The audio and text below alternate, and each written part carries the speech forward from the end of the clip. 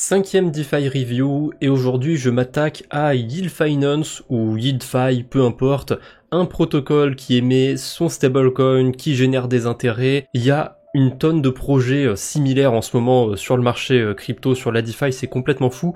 Rien que la première DeFi review que j'ai faite, c'était sur un projet similaire, c'était sur Level USD. D'ailleurs, si ça vous intéresse, si vous êtes passé à côté des autres DeFi reviews, vous aurez le lien de la playlist dans la description, n'hésitez pas à jeter un œil, il y a peut-être d'autres protocoles qui peuvent vous intéresser. En tout cas, j'ai pas fini de parler de stablecoin dans cette série de vidéos, parce que dès qu'il y a un protocole que je trouve intéressant, que j'ai envie de creuser un peu plus, j'en profite pour faire une revue. Pour ce qui est de Yield Finance, c'est plutôt un petit protocole, il y a à peine 20 millions de TVL au moment où je fais ma vidéo. Alors d'après leur site, ils sont backés par des visionnaires, des investisseurs, mais j'ai pas trouvé de levée de fonds quoi que ce soit, donc je suppose qu'ils ont reçu du financement, ou en tout cas qu'ils sont aidés d'une manière ou d'une autre par certaines entités. Quand je dis aider, ça peut être pour avoir de la TVL chez eux, tout simplement. Les investisseurs, j'ai l'impression qu'ils font de plus en plus ça, c'est-à-dire qu'ils vont éventuellement mettre un billet sur tel ou tel projet, mais ils vont aussi utiliser les projets, apporter des liquidités sur les projets. Sur Aptos par exemple, sur Echo Protocol, ils ont levé quelques millions de dollars, et dès le début, instantanément, il y avait des dizaines de millions de dollars de Bitcoin de déposés chez eux.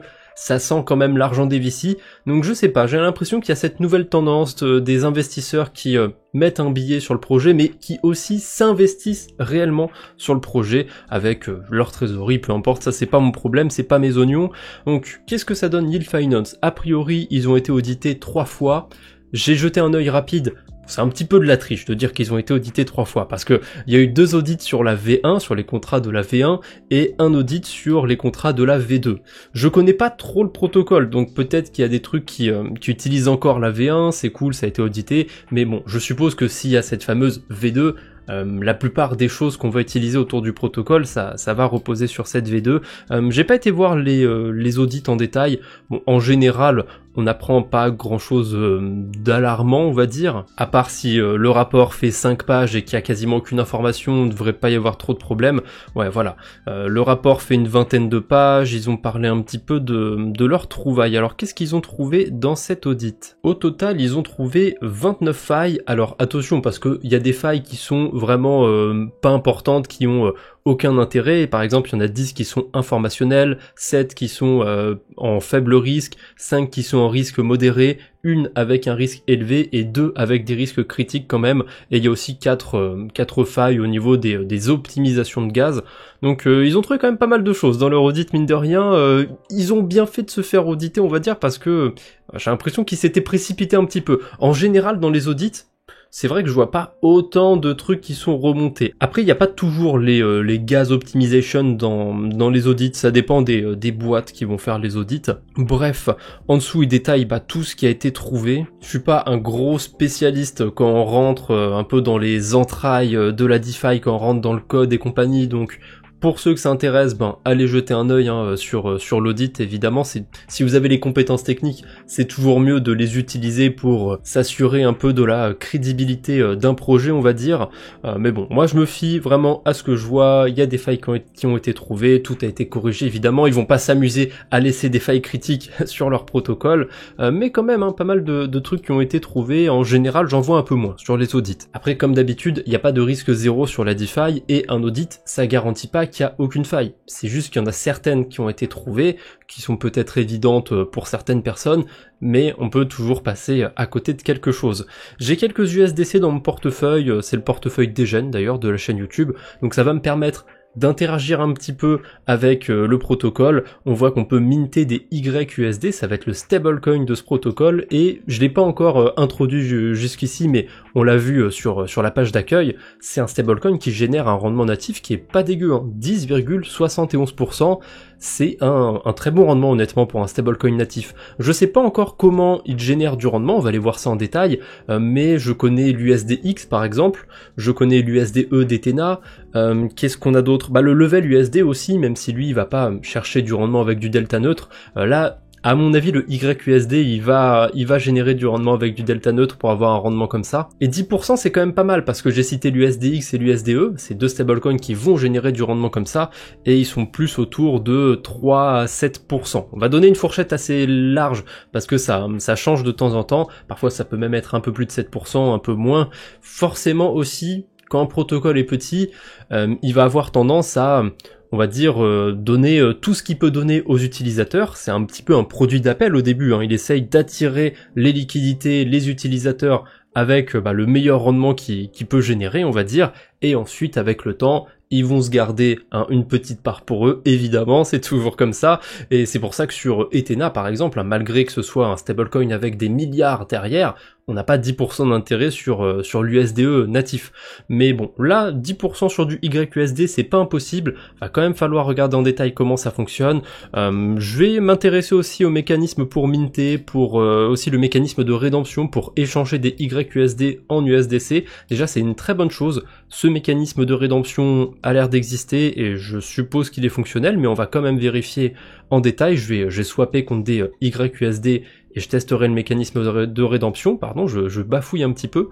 Le protocole est disponible sur plusieurs blockchains, Ethereum, Arbitrum, Base, Optimism, Sonic. De ce que j'ai vu pour l'instant en termes de DeFi, sur Optimism, j'ai pas l'impression qu'il y ait grand chose, par contre pour les autres écosystèmes, ça a l'air d'aller. On a aussi une version nuit a priori sur le site, mais pour une fois c'est un des rares sites, je trouve que ça passe mieux en version jour. La version nuit, ouais, je sais pas, ça jure un petit peu, c'est pas terrible. Je pense qu'on a fait le tour à peu près du gros qu'il y avait à dire sur l'interface. On voit qu'on peut bridger le stablecoin aussi entre les différents écosystèmes sur lesquels il est compatible.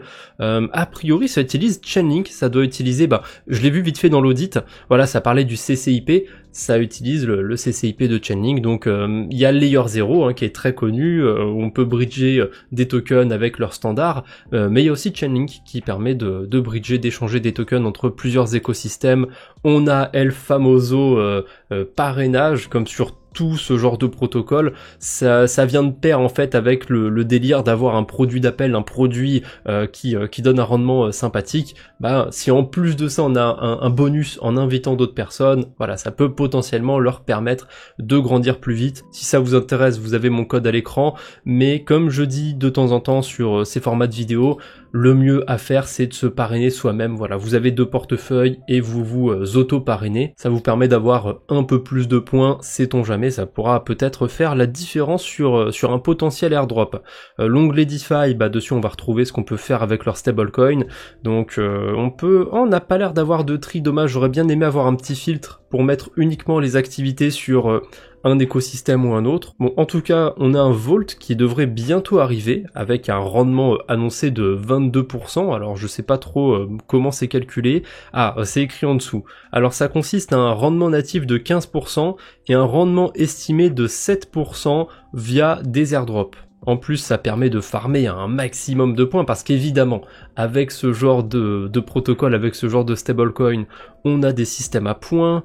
On peut aussi aller faire des carabistouilles sur Pendle du côté de la blockchain Ethereum, sur Morpho, toujours sur Ethereum, sur Euler Finance, mais sur Sonic, sur Balancer, sur Base et Arbitrum. Balancer, je l'ai mis de côté d'ailleurs. On ira jeter un œil. On a du Curve et c'est à peu près tout. Termmax en dessous, je me demande si c'est pas un protocole un petit peu... Ah non, je crois que c'est un protocole de lending, mais un peu particulier. Comme son nom l'indique, il y a terme dans le nom, il me semble que c'est un protocole de lending avec des dates de maturation, mais ça fonctionne pas comme Pendle. Pour ceux qui connaissent le protocole Exactly, il me semble que Termmax, ça fonctionne pareil. Mais on ira peut-être jeter un œil si j'y pense. En dessous, on a l'onglet portefeuille. Bon, dessus, je vais pas voir grand chose à mon avis, vu que je me suis pas encore exposé au stablecoin. Et en dernier, l'onglet Transparency, transparence. Ah, c'est intéressant. On voit les assets qui sont détenus en collatéral, et en fait, c'est pas du tout du delta neutre. Ça me rappelle plutôt Overnight Finance, Overnight Finance, c'est un protocole qui émet l'USD+, hein, ça existe toujours, même si je crois que c'est plus trop en vogue, hein. Et derrière leur USD+, en fait, ils avaient des stratégies qui étaient publiques, hein. Il y avait les adresses, on pouvait vérifier à tout moment ce qu'ils faisaient comme stratégie pour aller générer du rendement. Ils ont eu quelques casseroles, ils ont eu un problème, il me semble, sur Zcasing, qui s'était exposé à un protocole qui s'était fait hacker.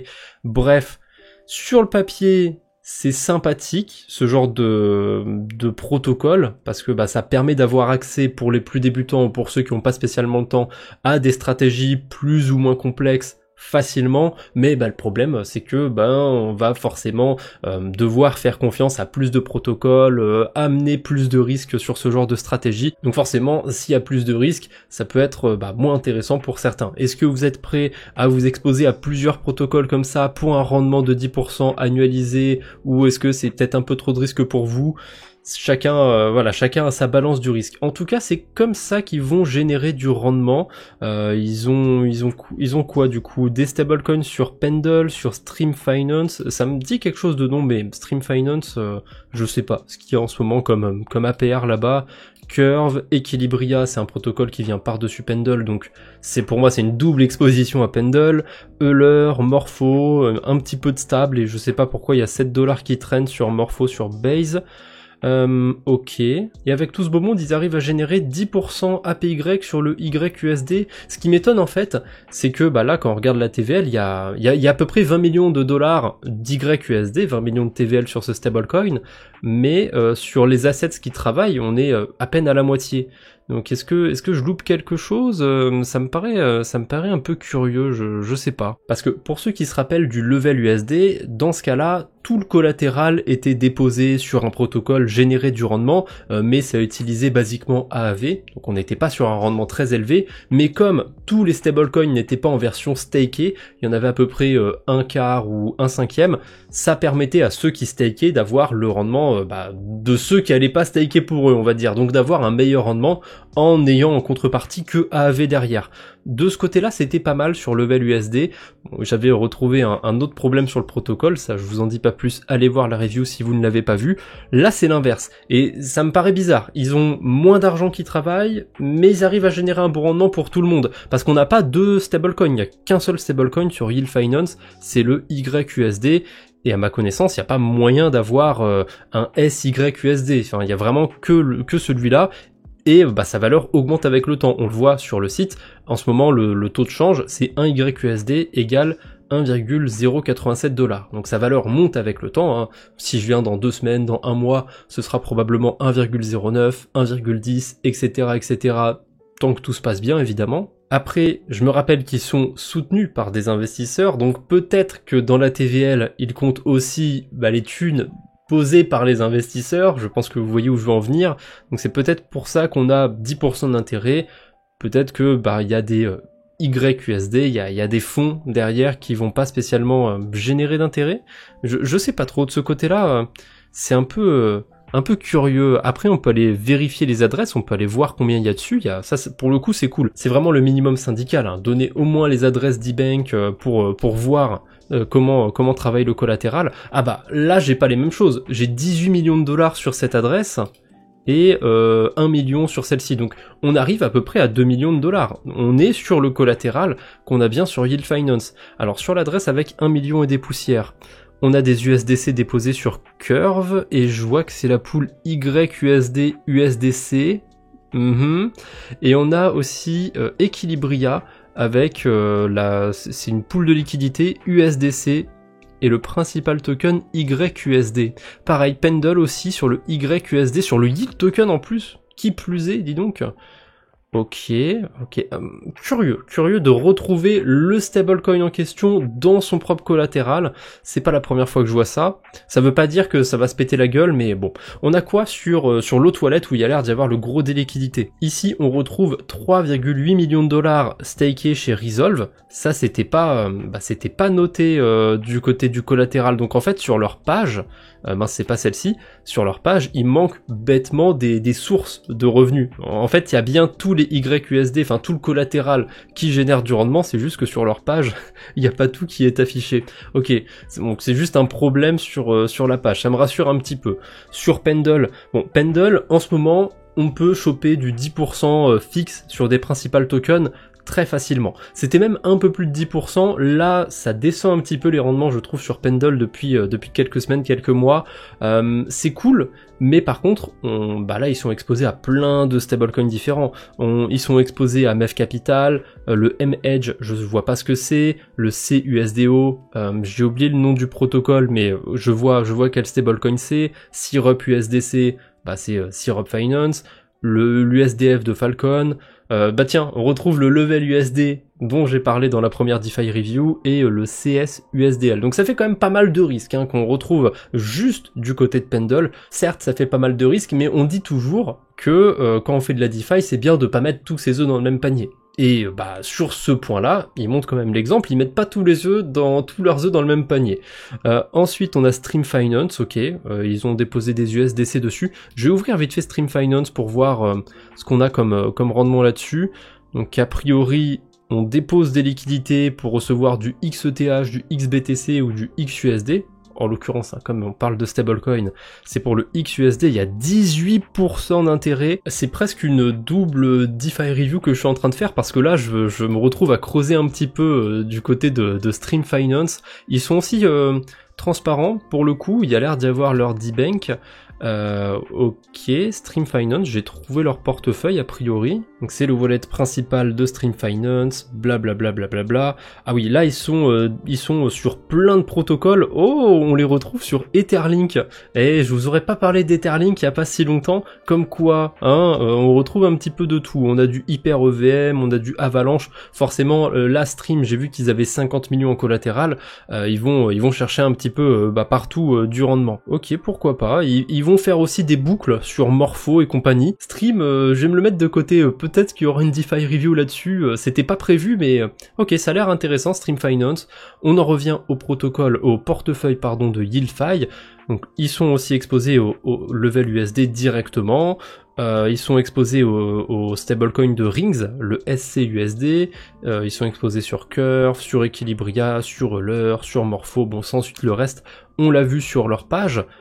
Ok, je comprends comment ils vont chercher du rendement, c'est clairement comparable à Stream Finance. Ce qui est assez marrant du coup, c'est que YieldFi, ils vont utiliser un protocole qui font exactement la même chose qu'eux. En fait, YieldFi, ils ont le YUSD, Stream Finance, ils ont le XUSD, mais c'est exactement, les deux produits sont similaires, donc c'est trop marrant de retrouver le XUSD dans le collatéral du YUSD.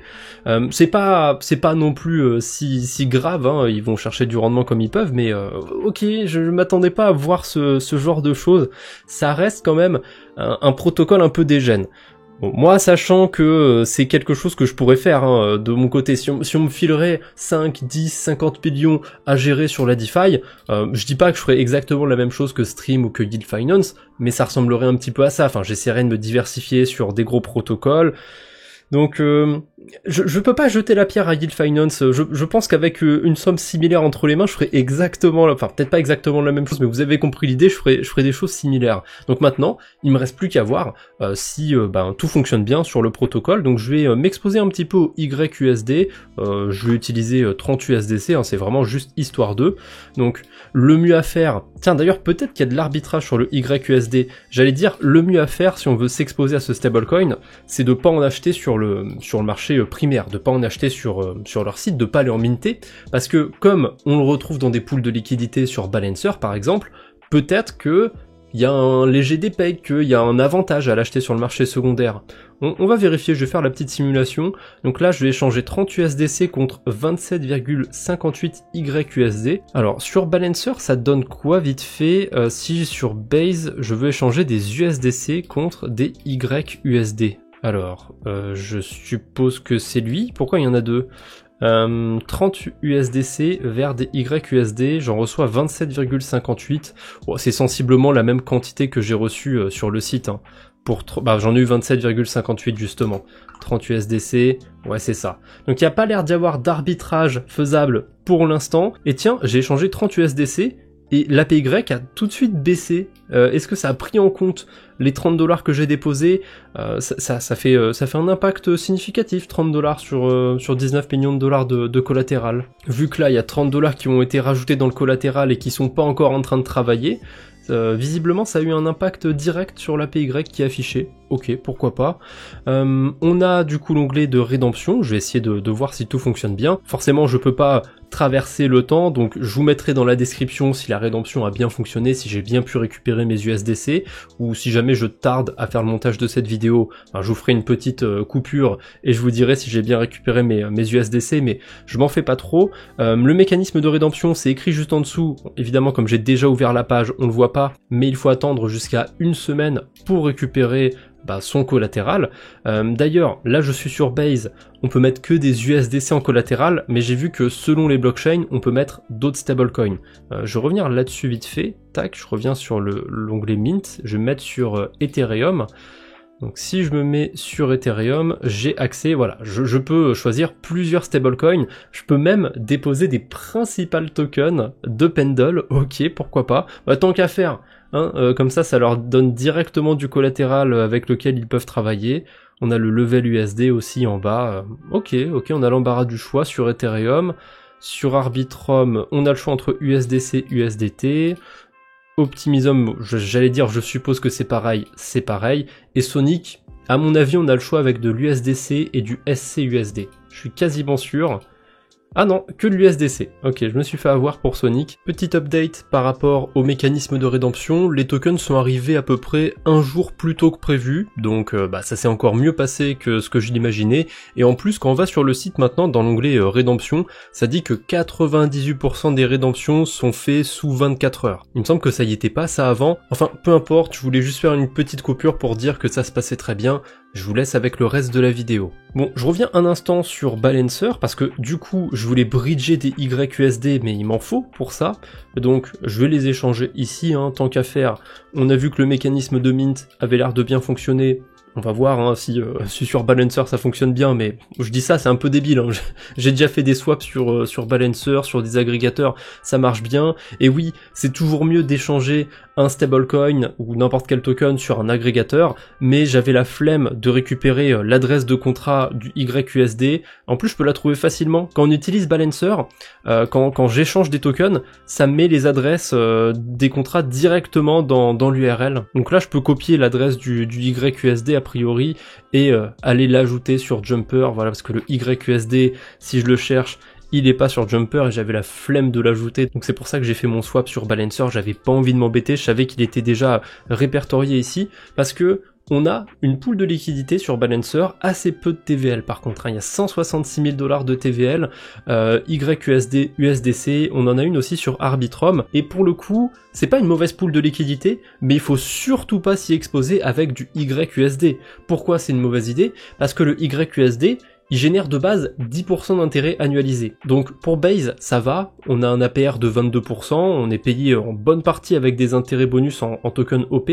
mais ça veut dire qu'en m'exposant à cette pool de liquidité, je vais sacrifier la moitié de mon yield, parce qu'il y a à peu près la moitié de la pool de liquidité qui est exposée en USDC, pour les incentives bonus. Pour l'instant, c'est pas un problème, comme je vous ai dit, il y a 22% APR, c'est payé en token OP, donc c'est rentable de mettre des YUSD sur cette pool. Par contre, en dessous, on a un exemple sur Arbitrum, où on est autour de 10% APR. Et là, ça veut dire qu'on vient sacrifier une partie de son rendement du YUSD. À côté, on a des USDC qui vont rester à 1 $, donc on peut perdre de l'argent dans ce genre de pool. Faites attention. À l'inverse, hein, si vous êtes exposé avec que de l'USDC, là c'est plutôt avantageux d'avoir que de l'USDC de base, quitte à faire le swap soi-même, parce qu'en gros sur le long terme, cette pool de liquidité, elle va continuer de s'équilibrer à peu près en 50-50, si je dis pas de bêtises. Et le YUSD, il vaudra toujours de plus en plus cher, alors que l'USDC, il va rester à 1 $. Donc ça veut dire que dans la pool, il y aura toujours de plus en plus d'USDC que d'YUSD. Donc c'est débile de s'exposer qu'avec des YUSD. Maintenant, on va revenir vite fait sur Yield Finance, on va aller voir les autres trucs qu'il y a à faire avec leur stablecoin. Donc sur Pendle, a priori, on a une stratégie, je sais pas jusqu'à quand elle dure. Ça se passe aussi sur Ethereum, donc bon, Ethereum, il faut avoir un minimum de liquidité. Ça dure jusqu'au 7 août 2025, donc ça laisse à peu près 2 mois par rapport à quand cette vidéo sortira. Je suppose que ce sera probablement reconduit le marché autour du YUSD sur Pendle. En tout cas, sur le principal token, on est autour de 10% fixe. Donc c'est un bon rendement pour du stablecoin, mais là, je vois pas trop l'intérêt.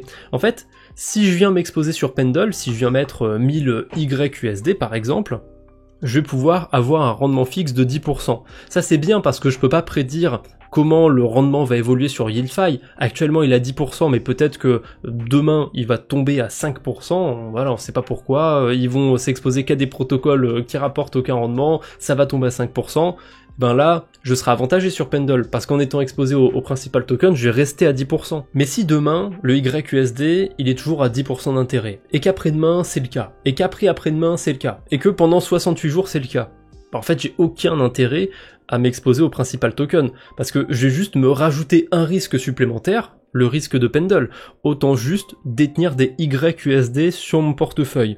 Donc, Pendle, bon, ça permet de farmer plus de points, on peut aussi aller s'amuser avec le yield token pour faire un effet de levier sur le yield et sur les points, mais là on va plus toucher un côté spéculatif, et c'est pas forcément ce que j'ai envie de faire pour ma part. Ensuite, les autres opportunités qu'on a, ça va être des pools de liquidité sur Curve, mais bon là celle-ci elle me vend pas du rêve, c'est le YUSD et le Dola de... Le Dola, c'est quel protocole? C'est Revert Finance, un truc comme ça? Je sais plus, je me souviens plus du nom du protocole exactement, mais je suis pas hyper fan de ce stablecoin. On a aussi le YUSD sur Napier, mais là c'est encore pire. A priori, le rendement il est en dessous de 10%, donc autant ne pas s'exposer sur Napier. Après, c'est le rendement qu'il y a sur le LP, sur la pool de liquidité, mais je suppose que le principal token, ça doit être à peu près comme sur Pendle, on doit être autour de 10%. Donc voilà, tout ça pour dire, si vous voulez faire de la DeFi avec le YUSD, il y a peut-être 2-3 trucs sympathiques, ça va vous donner aussi un avantage, c'est de farmer plus de points, parce que quand on détient le YUSD, on a un multiplicateur de x1, alors que quand on va sur Balancer par exemple, on a un multiplicateur de x2, ou éventuellement on peut avoir des points supplémentaires d'un autre protocole si on va farmer dessus, mais on peut se retrouver dans un cas où on va sacrifier une partie du rendement. Si on est exposé sur une pool de liquidité, c'est littéralement ce qui va se passer, on va sacrifier un peu de rendement. Je suis pas hyper fan de ça, peut-être que ça peut valoir le coup, mais tant qu'à spéculer sur des points, en fait, on a des outils faits pour ça sur Pendle. Donc autant aller spéculer sur un yield token, plutôt que de déposer sur une pool de liquidité sur Curve ou je ne sais quoi. Mais voilà. On a aussi le Vault qui arrive bientôt, ça ce sera à surveiller, parce que bon, s'il donne vraiment 20% d'intérêt sur du stablecoin, faut voir. Je vais pas non plus faire une vidéo juste pour reparler de ce Vault, donc s'il est lancé au moment où vous regardez cette vidéo, jetez un œil, faites-vous votre propre avis sur la question. Ah oui, et j'allais faire une conclusion, mais non, juste avant, le bridge, j'ai besoin de tester le bridge, est-ce que ça fonctionne bien? Alors, est-ce que c'est rapide? Je pense que c'est pas rapide parce que ça utilise le CCIP de Chainlink, et ça dépend des cas, mais en général c'est 20 minutes le temps que ça prend le CCIP, donc c'est un petit peu long.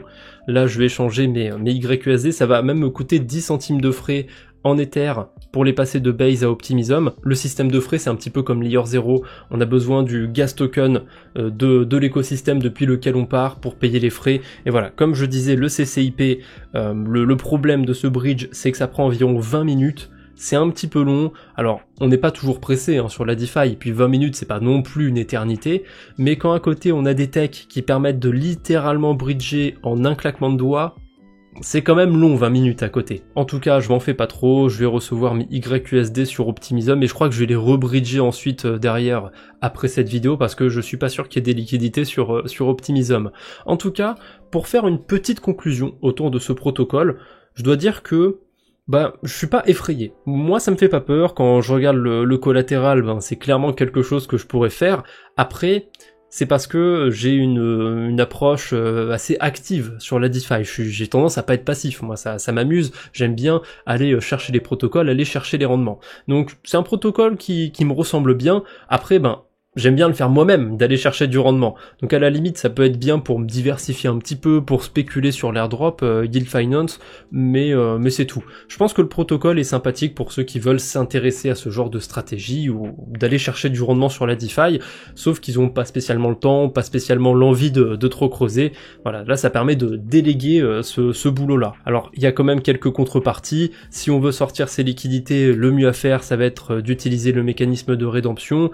Pour l'instant, l'instant, il n'y a pas de frais dessus, mais je suppose qu'à l'avenir, il y aura peut-être 0,1, 0,2, 0,3% de frais. C'est jamais très élevé, mais bon, ça veut dire qu'il faut rester quand même un petit peu de temps sur le protocole pour que ce soit intéressant, et puis bon, faut bien qu'il se paye quelque part au bout d'un moment. Donc je dirais que je suis plutôt favorable, que le protocole, je le trouve intéressant, mais je suis peut-être pas la cible particulière pour ce protocole. Voilà, je pense qu'avec ça, je résume bien les choses. En tout cas, n'hésitez pas à me dire ce que vous en pensez de ce protocole DealFi. Est-ce que vous le trouvez sympathique? Est-ce que ça vous inspire pas trop confiance? Dites-moi tout ça dans les commentaires. Allez, je ne vous embête pas plus pour aujourd'hui, on se retrouve bientôt j'espère, d'ici là portez-vous bien, salut tout le monde!